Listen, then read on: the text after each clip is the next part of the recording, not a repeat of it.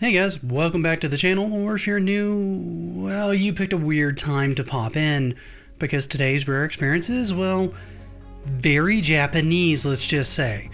Now, I think we've all seen a Godzilla movie or two, watching the giant lizard wreak havoc on the town, fighting big monsters, and it's just been a huge genre for a very, very long time. And it's really had a huge resurgence in popularity with both American Godzilla movies and Japanese Godzilla movies like Godzilla Minus One.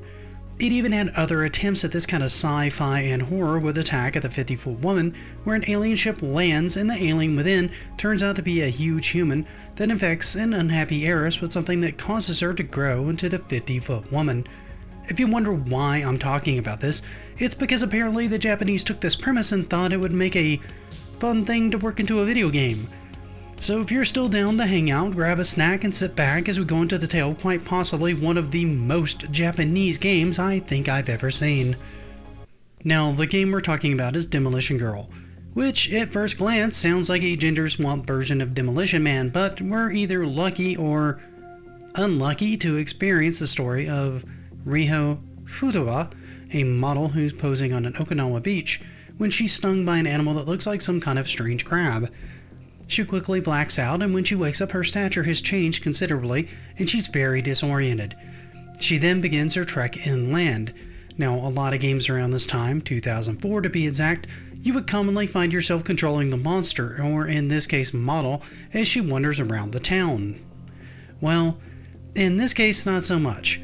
Instead, you're thrust into the role of using helicopters, jets, and tanks to complete certain objectives, to either assess or mitigate the threat that the girl's causing as she stumbles away closer and closer to populated areas. Honestly, the game follows a fairly logical course. You start by assessing the situation, doing scans that start with her chest.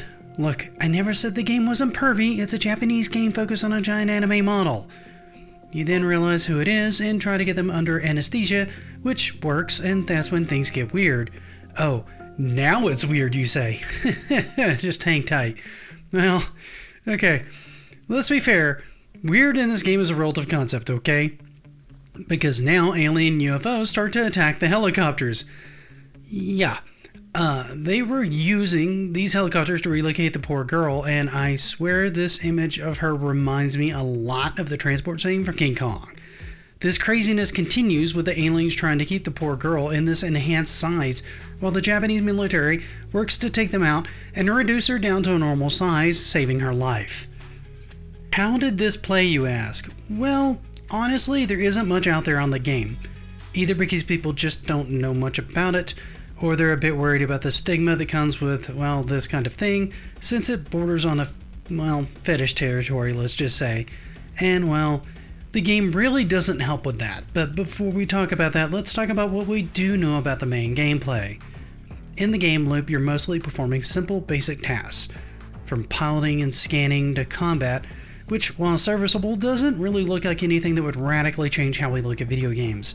It does, however, look serviceable enough for a King Kong/Giantess type game to fit into the world around it. It was, however, mostly noted as a rare premise and a bit crazy to boot.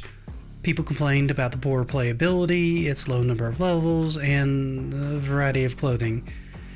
Yeah, I think it's time we talk about the elephant in the room. This game has a huge amount of what I'll call fan service to a community known as GTS, which is into gigantic girls, and as such has various different bikinis that you can put the girl in, along with a, let's just say, nude skin that only unlocks when you finish all the game's missions, which are 25 in total. None of this helps you complete the game or does anything special save, well, play dress up. Think of it like outfits for a fighting game like Dead or Alive. Not that putting it that way makes it sound much better, but it kind of is what it is. It does, however, get it on this list of rare and sometimes just odd gaming experiences that come along very rarely in gaming, especially today where the bottom line is looked at so closely that the weird and unusual comes out far more rarely, and usually outside of the AAA space and more in the indie gaming space. However, what do you guys think about this PS2 era game? Did any of you, and I mean any of you, know about this one? Did any of you play it at all? God, I hope so. I really want to hear about it. If you did, what did you think of it, and is it even worth checking out? Or is it just generic shovelware with a rather unusual theme? Let me know in the comments. While you're there, if you see more interesting or bizarre videos that catch your fancy, consider following the channel. That helps me out a lot. For now though, I appreciate all of you taking this rather odd journey into a rare and often bizarre world of video games with me, and I hope you have a great rest of your day, and until we meet again, happy gaming.